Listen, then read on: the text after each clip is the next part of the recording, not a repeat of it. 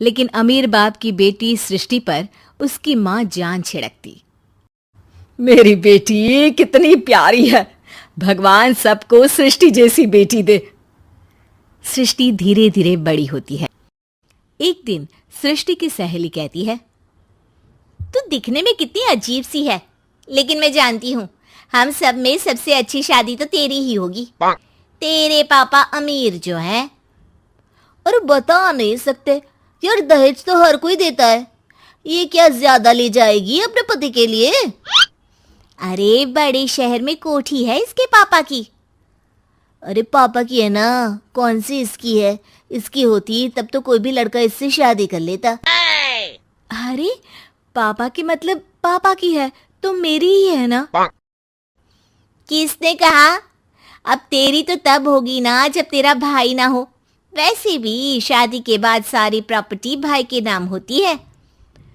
सृष्टि समझ जाती है कि उसे किसी भी हालत में माँ बाप की सारी प्रॉपर्टी को अपने नाम करना है, लेकिन कैसे? एक दिन सृष्टि का भाई शीनू कहता है, बहन क्या कर रही है? तुझसे एक बात करनी है। अरे हाँ करना, मैं तो तेरी बहन हूँ। बहन मेरी लाइफ में ना एक लड़की है, बहुत अच्छी है। मैं सोच रहा हूँ माँ और पापा से बात करूँ शादी के लिए। सृष्टि को समझ में आ जाता है कि भाई की शादी होते ही भाभी उसे एक दिन भी घर में बर्दाश्त नहीं करेगी। क्या बात है भाई, बताना कौन है वो?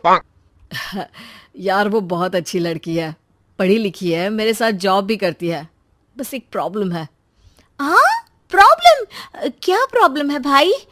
यार वो शादीशुदा है, लेकिन उसके पति ने उसे सिर्फ इसलिए छोड़ दिया क्योंकि उसके माँ बाप दहेज नहीं दे पाए। सृष्टि ये सुनकर न जाने क्यों खुश हो जाती है। अरे भाई तो क्या हुआ, लड़की तुझे तो पसंद है ना? शीनू को लगता है कि बहन उसे समझ रही है। वो इस बात से अनजान होता है कि उसकी बहन की मंशा पूरा घर हड़पने की है। सृष्टि अपनी माँ से कहती है, मम्मी मुझे तो बहुत चिंता है। पता है शीनू क्या कर रहा है? अरे क्या कर रहा है? वो तो काम पर जाता है और वापस घर आता है। नहीं ना माँ, वो यही तो नहीं कर रहा, बाकी सब कर रहा है। आपको पता है उससे प्यार है, और वो भी एक शादीशुदा लड़की से। ये क्या हो गया? मैं सोसाइटी में क्या मुंह दिखाऊंगी? अरे तेरे पापा तो यही कहेंगे कि मैंने ही उसे बिगाड़ दिया है। माँ देखो, मेरी बात मानो, पापा पर भी विश्वास करने की जरूरत नहीं है। अब आप ही बताओ, पापा इतनी देर घर के बाहर रहते हैं क्यों? बोलो। अरे बेटा वो तो नौकरी करते हैं ना। तू बहुत भोली है माँ। पापा का ऑफिस तो 7 बजे खत्म हो जाता है, लेकिन देखो कितनी देर से आते हैं। अरे नहीं बेटा, ऐसी कोई बात नहीं है। सृष्टि माँ को एक औरत से बात करते पिता की फोटो दिखाती है। देखो माँ कैसे हैं पापा। मैं ना कहती थी कि पापा सही नहीं है। मैं तेरे पापा से बात करूंगी, दे फोटो मुझे। ओ माँ, वो तो डिलीट हो गई। लेकिन चल, तूने तो देख लिया ना। पापा से बाद में बात कर लेना, और हाँ मेरा नाम बिल्कुल मत लेना। हाँ माँ। अब क्या था, सृष्टि के माँ और पिता के बीच झगड़ा होना शुरू हो जाता है। सृष्टि के मन में क्या चल रहा था कोई नहीं जानता था। एक दिन, माँ सृष्टि के लिए एक लड़का देखा है, वो लोग शाम को उसे देखने आने वाले हैं। और हाँ माँ, एक खुशखबरी, मैं और पापा मिलकर एक नया बिजनेस ट्राई कर रहे हैं। शाम को लड़का आता है, सांवले रंग का। सृष्टि को तो बिल्कुल भी पसंद नहीं आता। लड़की की माँ कहती है, लड़की का चेहरा तो कोई खास नहीं, लेकिन अगर मेरे बेटे को आप लोग सेटल कर दें तो मैं उसकी शादी आपकी बेटी से करवा दूं। सृष्टि को लड़का बिल्कुल पसंद नहीं था। उसे भाई पर गुस्सा आ जाता है।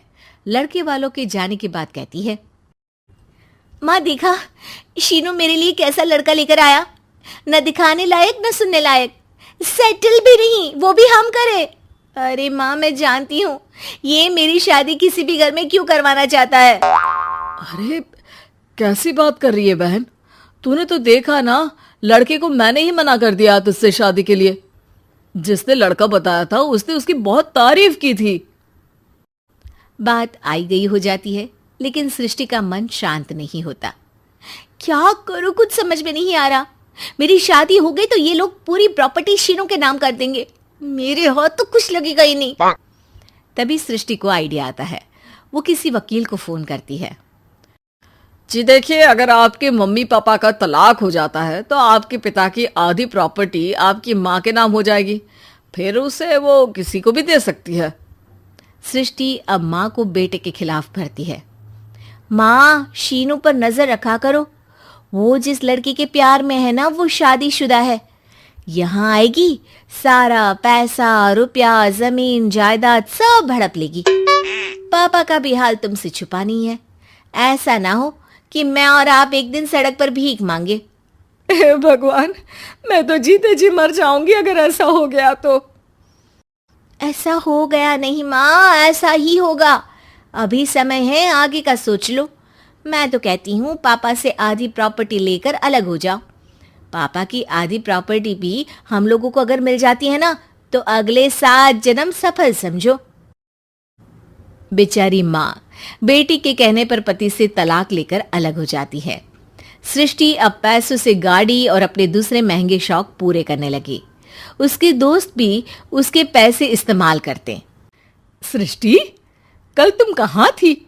मैं सारा दिन घर पर अकेली थी। तो मैं क्या करूं? मैंने ठेका तो नहीं लिया है ना तुम्हें संभालने का। माँ को सृष्टि से ये उम्मीद नहीं थी। वो बैठकर रोने लगती है। वहीं उसका पति यानी कि सृष्टि के पिता आ जाते हैं।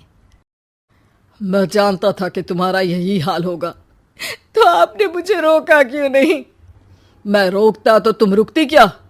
सृष्टि के कहने पर तुमने मुझ पर, अपने बेटे पर शक किया, लेकिन तुम ये भूल गई कि कैसे हम दोनों ने मिलकर जीवन में इतना सब खड़ा किया। माँ पति के गले लग जाती है। मुझे माफ कर दीजिए, मैंने आपकी कमाई का एक बड़ा हिस्सा गवा दिया।